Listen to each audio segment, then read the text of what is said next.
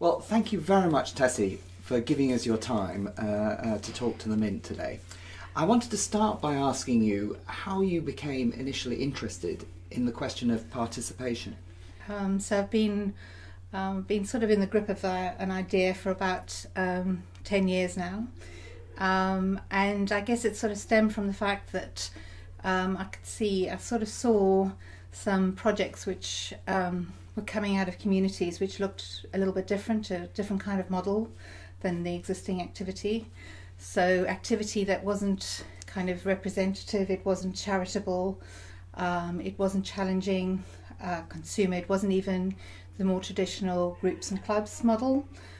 So you could see the seeds of these projects coming through, which were much more about residents who were kind of looking at their areas where they lived and thinking, well, what have I got to build with, and sort of coming up with quite unique projects which might have many different kinds of outcomes.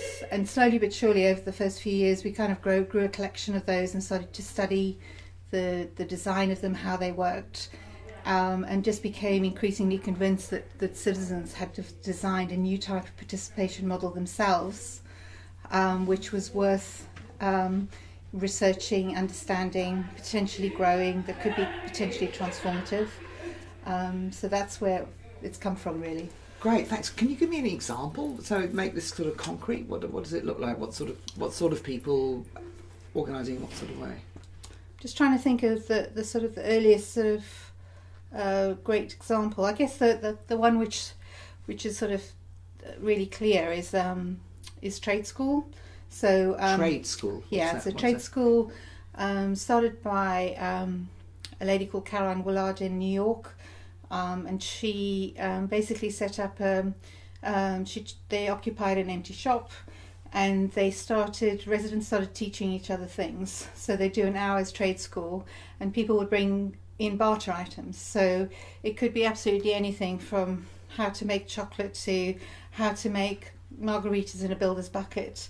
Things, very unique things that you would never find courses on, but that really filled the shop with people that were trading skills. And it was very much a co-production model. There was no money being exchanged, but it was very much around recognizing that in any neighborhood there are, there's all of these hidden skills and knowledge which these kind of projects were activating, bringing together. And just a small example of many where the projects were really activating and they were giving a very, very immediate response to. Another example was in Los Angeles. There's a project there called Fallen Fruit, and there's sort of 3 designers dressed up in boiler suits and hard hats and went on night walks with shopping trolleys. And essentially the regulation there is that any fruit that's fallen onto the pavement is public fruit. Okay. So they were collecting that, and they really the imagination that they were bringing to that, and the unusualness of it, they had 100 people go on those walks with them. Wow. And then they started to map the hidden orchard.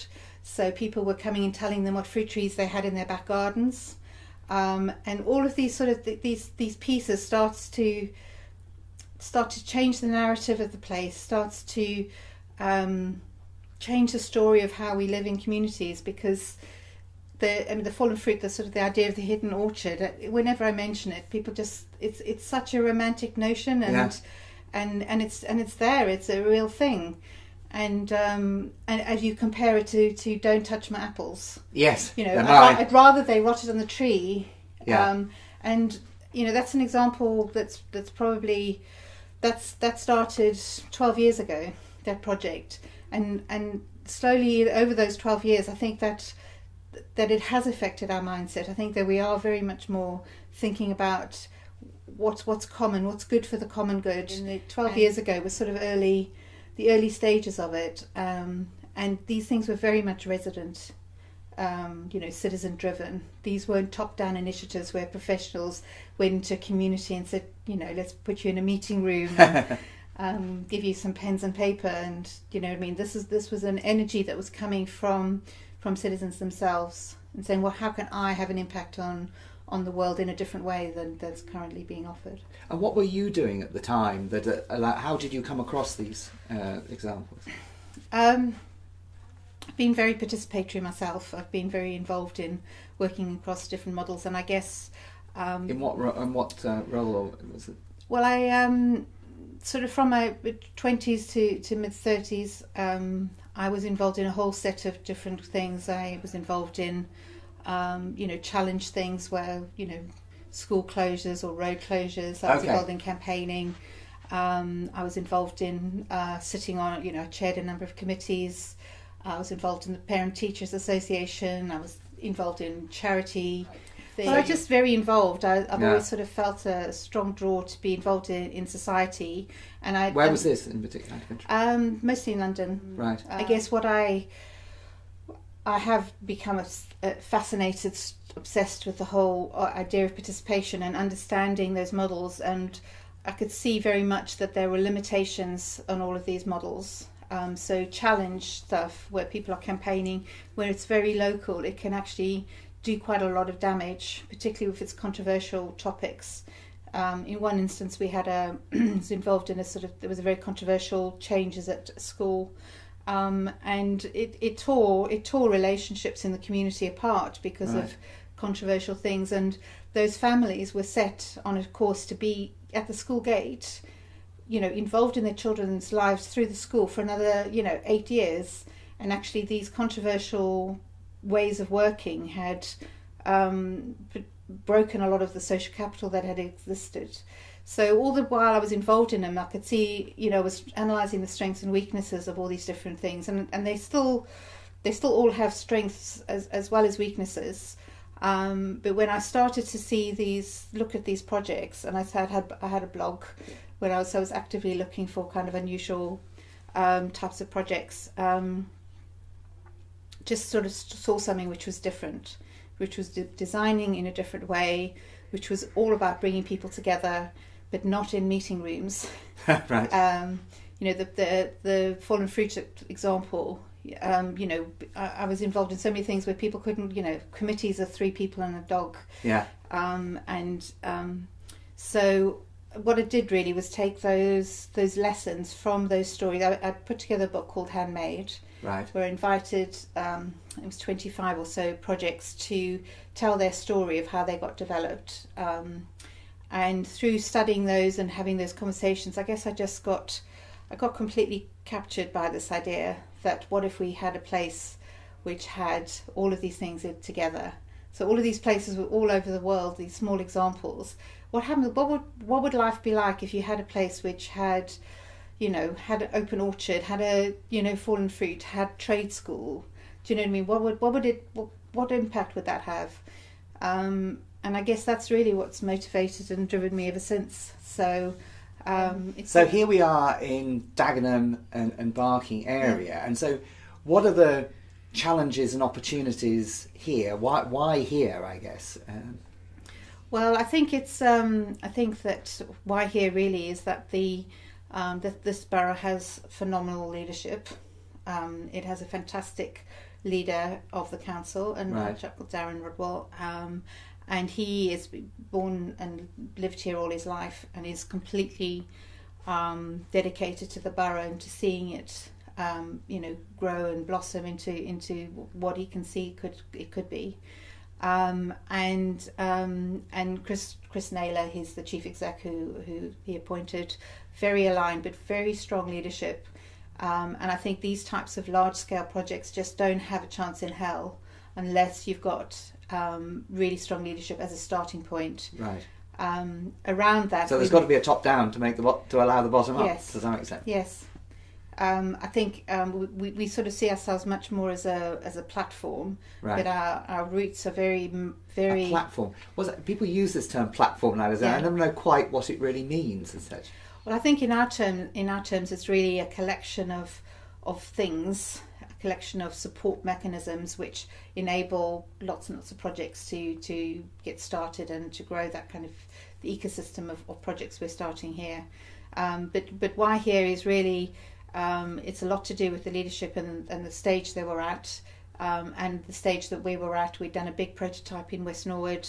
we were ready to do a larger scale project, and all the research we had showed that, in terms of value creation and the economics of participation culture, particularly where you're inviting people into quite small scale activity, you're not asking residents to give their lives over, we're asking participation to be part of their everyday life, right? And not to be seen as a sort of heroic gifting of something, but actually just how we live nowadays. We go downstairs, we have a printer which can print off dress patterns off the internet, open source patterns. We have machinery to make clothing for our children. You know what I mean? We have a place where we can cook together, where we can eat together. These things sound quite normal when I say it like that, but so few places, that kind of infrastructure is not part of any estate probably in nearly the whole country. There may be a few exceptions, but even when you start to look at where can people eat and cook together, you'll find big church halls perhaps with a kitchen that's got a kettle and a tiny fridge. It's not going to see 20 people cooking together. No. So we think that kind of that physical infrastructure needs to be part of where how we build this kind of participation. And in terms of, so you have the leadership in Dagenham, but in terms of the sort of culture, the range of people, their resources and the place they were at, how challenging, or what was the opportunity or challenge there in terms of creating such a facility, an ecosystem? I guess the history of the borough is really interesting. It was sort of, Barking Dagenham was sort of created initially through the Becontree estate, which was built between the wars, and it was one of the largest social housing of the time. I mean, I think it's 4 square miles. It had 100,000, could accommodate 100,000 people. Wow. Yeah. If you looked on the map of Barking Dagenham and the Becontree estate footprint, it's nearly the whole borough. Yeah. It was designed and built as a garden city. It was one of that suite of cities and places that were built at the time. Like was Milton Keynes at the same sort of time? I think that might have been a little bit later. Right. I know that New Earswick in the estate Joseph Rowntree built in York was by the same architect as the Becontree estate. But then it wasn't built for the purpose of Ford, but Ford then came to the borough and employed thousands of people here. So they followed once the estate and the people were there. They thought, this was an opportunity to set up for Dagenham.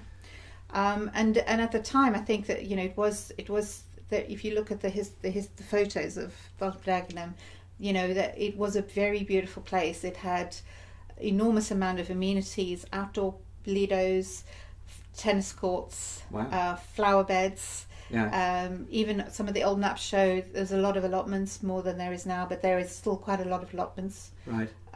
So in many ways, that sort of that early history really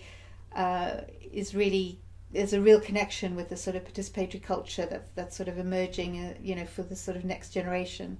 So there's a real culture, and then I guess many people would think of it as a sort of a darker period for the borough.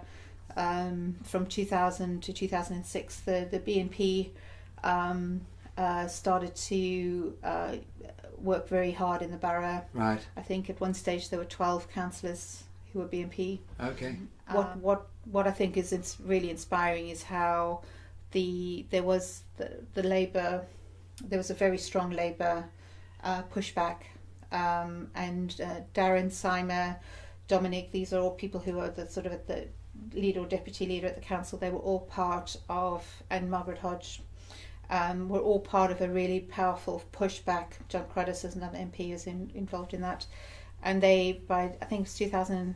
I've forgotten the years. It was either 2006 or 2010. They pushed those BNP councillors out, and it's pretty much Labour now. And so it's got quite a history and recent sort of troubles, and in comes Participatory City. And so what are you trying to do in this with this sort of context and background? I think that what we're trying to do here, we would want to be doing anywhere, which is to grow an ecosystem of projects that allow people to come together.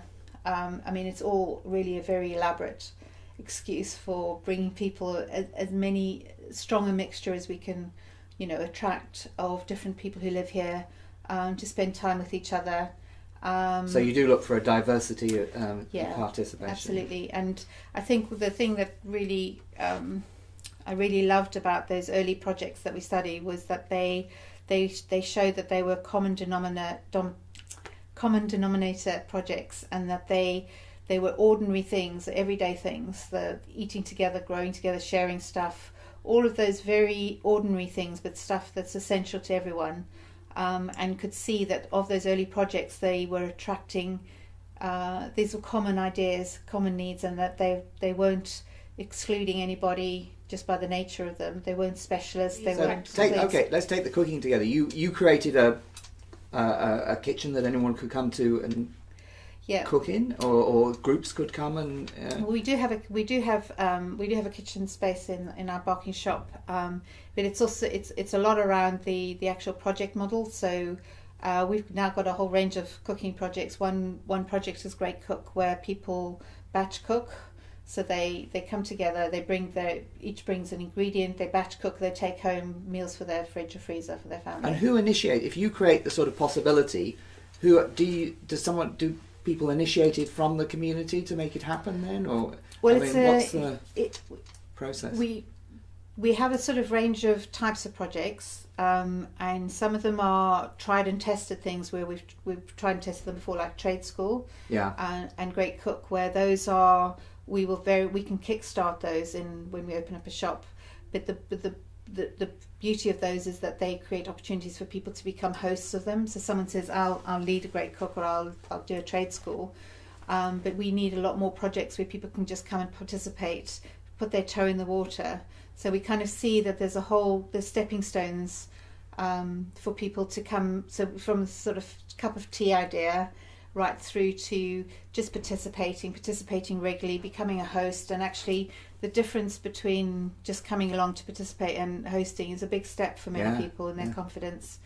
But then it could be initiating a project, starting a new business. Do you know what I mean? There's a whole range of commitment and confidence graduations, and this probably links very strongly to the sort of the economic questions you might be interested in are around creating the stepping stones for the inclusive growth story. Yes, I mean, I think this is really interesting. So you're trying to design something that is immediate to people, so they relate to immediately. So you get them, you catalyse and get them in, but then you create a structure that they can build and become more involved in over time, and then maybe they'll do other things. Do you have people who are particular sort of come through and are now setting up their own things and have become... Absolutely. It's just a wonderful thing to watch, actually. We've got some examples where people come literally from that cup of tea to having an idea to hosting things. And I mean, I guess there's so many things where... And hosting, that's mean in their house? No. It's actually hosting a session, so it could be in our shop, it could be in a kitchen, where they're actually the person who's either leading a cook or a cooking session with a particular recipe, or they might be teaching a particular thing, or they might just have organised a story box as one of our projects. They might have organised a session. And you provide the support and the infrastructure to allow them to then invite people and reach out to people and that sort of thing. Is that the way? We have we have newspapers which I can let you have, where we work with. So we have a range of projects. We've got 70 at the moment. 70? Yes. And some of them are the hosting things that we sort of encourage people to come in and do. Others are startups testing, but we encourage people to test and prototype their ideas quite rapidly, and we put them all. At the moment we're working in cycles of doing development work with residents. We build a program with all their ideas. I'll show you there's generally over 8 weeks, there's probably in each shop there's probably about 100 different sessions, and they're all resident co-produced in some shape or form. So sometimes they're co-designing, sometimes they're initiating, sometimes they're just hosting or participating. and it's just really a big invitation for people to come. So essentially they're like 100 plug-in points for people to get people interested. We're trying to entice as many people back into communal and public life. And do they get their friends involved as well? Yeah. Does that? Absolutely. It's so as we a model I've come across is broadband for rural north. Do you know that? Yeah. B4RN. I mean, I think that has a similar idea because it starts with something in a rural setting that everyone really wants, which is fast broadband. Yeah. And out of that unifies the community. And the story is then other things happen because once you bring people together and they've done something, then they feel able to do other things. Absolutely. And I guess what is different about the notion of the ecosystem that we're building of participation projects is that in the normal traditional model that we've been working, we might give grants to a project and we try and keep it sustainable for as long as possible. It's normally, a handful of people, they've had to become a committee, they've had to have a bank account. Yeah. And essentially what that's done over many years is in many communities has set up a network of semi-sustainable organizations or little tiny groups where they sometimes are competing with each other for funding for things. And actually I remember being in a place in Manchester and we were talking to a group and they were getting excited about an idea and we said, oh yeah, that's fantastic, we met someone 3 blocks away who I think they'd really love that what you're doing here. And they said, oh, we don't speak to them because they got funding last year and we didn't. So, inadvertently, sometimes the funders actually set these local contexts, you know what I mean? Set people against each other. Yes, but not intentionally, but that's the effect. I mean, I see that in the new economics movement to some extent, I think you see, because obviously, there's a certain amount of funders, a certain amount of competition, it's the same. So how do you avoid that? Yes, how do you allow people to do things without them needing to get money, to get grants? So the platform is the central infrastructure. So none of these projects that I'm describing to you are in organisations. They don't have committees or bank accounts. So we have small budgets for materials, but we take care of the insurance and the health and safety, the comms. So all of these projects. So what's happening with the projects as well is that they're not these sort of precious ideas. They're open source ideas. Right. And something. So some ideas diversify. One example. It's a fantastic example. Even just going back to the cooking, that's led to three or four different variations of what cooking together could be. There's another one where there's 2 or 3 people who sort of lead the cook. All the people who come and make it, they bring a side dish and then they all eat together. Right. So there's sort of variations where we're trying to maintain the co-production of it, so it's not residents delivering services to each other, but if we're always trying to maintain this sort of element of co-production. There's another one where some projects might die away. Yeah. One idea might work in one part of Dagenham, but then another it might not succeed, simply because the people around there don't see the value of it, or do you know what I mean? It doesn't fit, or for whatever reason. Yeah. So we're not looking at ideas on paper. We don't decide what's a good idea. We help make sure that it fits our model, that it's got all the principles of inclusivity. Yeah. So it needs to be on an equal footing. Needs to be open and inclusive. It needs to be, as close to where people live as possible. It needs to be properly promoted. We've got a list of like 14 different things. So we help with the design process and we co-design it. And we kind of share ownership of that idea as well, so that if somebody from another community said, oh, I want to start a storybox, then, and that's exactly what happened. We had one lady who started Storybox in the Dagenham shop, and then even before she tested it, that someone in Dagenham said, oh, that's a great idea, can I do that? So this idea of replication, diversification, dying away, resurging, this is the sort of this living, breathing ecosystem of projects is really one of the big differentiators.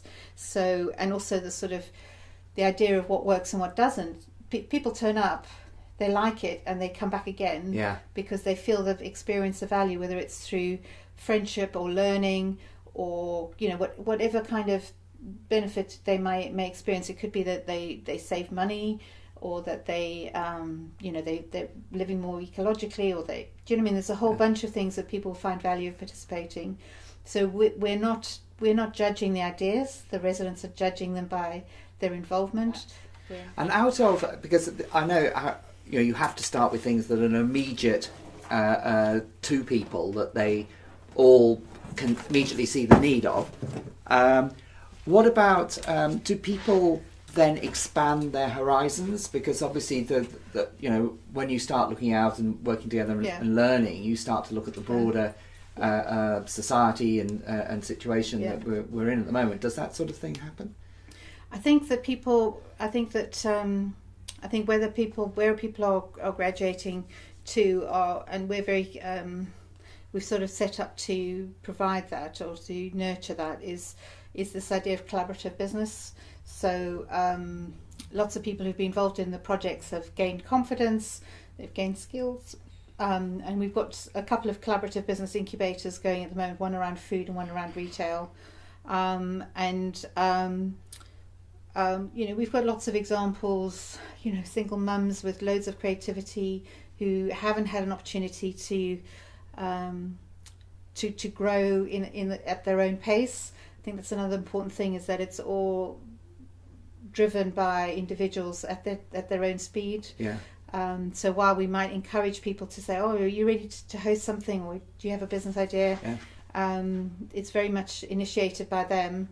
Many of them have sort of just kept butting up against the systems we have at the moment, where education, is competitive to get into courses. They're not even sure what they want to do, so they haven't ever had a opportunity to explore it, or they've explored it when they were younger and then had a period where they don't know what to do.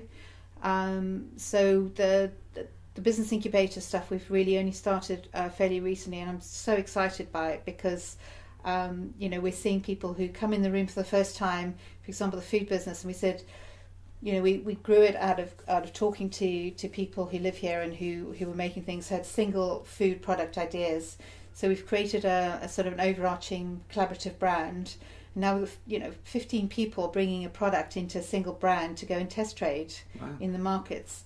And then already we can see that the potential is there for like maybe 3 or 4 separate businesses to come out of it. Yeah. So kind of a collaborative one to start with, and then these individual catering or restaurants or all those sorts of things. It's just so exciting to see how people can work in a more emergent way.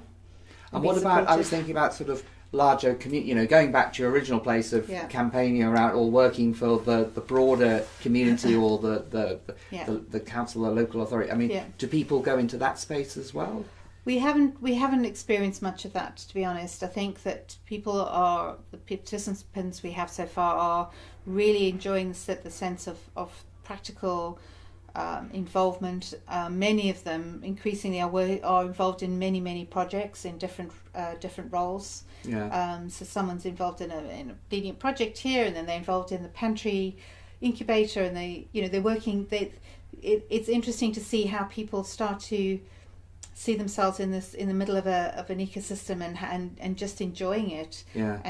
But it's a cultural change, I think, for a lot of folks. There isn't that the interest. I mean, I think probably you're referring to, should we take over, common land or environment, or look after a sort of bit of the garden or something. Well, we have a project which called Open Corners, which the council have very generously allowed us to experiment with, which is there's 5,200 pieces of grass in the borough. All right. And it's sort of part of the design of the Becontree estate.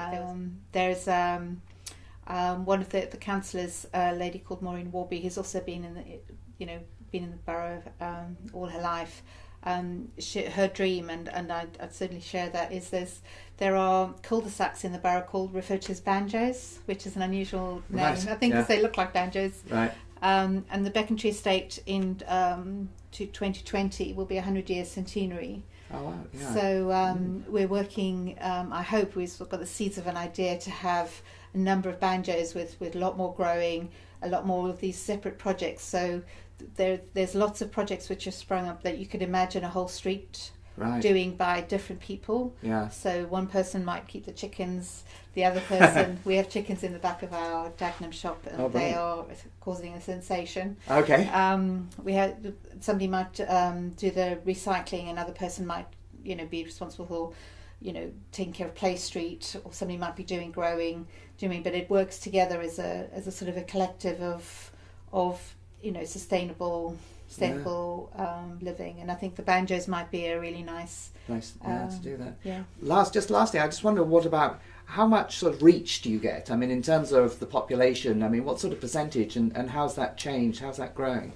Well, we from the previous projects we know that people, for this everyday kind of activity, that's not very often, except for the sort of all-day maker days or something like that, most people won't get on a bus for it. Right. So we're looking to the density and reach of the projects needs to be as close to where people live as possible. Right. So we have 2 shops at the moment. We're opening a third one at the end of November. And by the end of year 2, we'll have 5 shops and a big makerspace warehouse. And from those, we'll be trying to get as much activity as close to where people live as possible. We've just published a report, which is our end of year 1, and that shows the map of how the participants, how it's spreading across the borough from at different stages, and shows the sort of scale of I think in the first quarter we had 22 people a day in the shops. In the summer it was something like 56 people a day. It's higher now. I mean, we will reach a point where we can't have many more in each shop. Right. But even that's interesting to know where those thresholds are. We're still learning a lot about that. We don't know when it's bound to at some point plateau out. But we're still growing by going closer and closer to where people live. So we're already in the beginning of that journey. Brilliant. Well, thank you very much, Tessy. That's absolutely fascinating. And I hope I can come back in 2020 and see how things are. For the banjos. For the banjos. Brilliant. Thank you very much. Thank you. Thank you. Okay.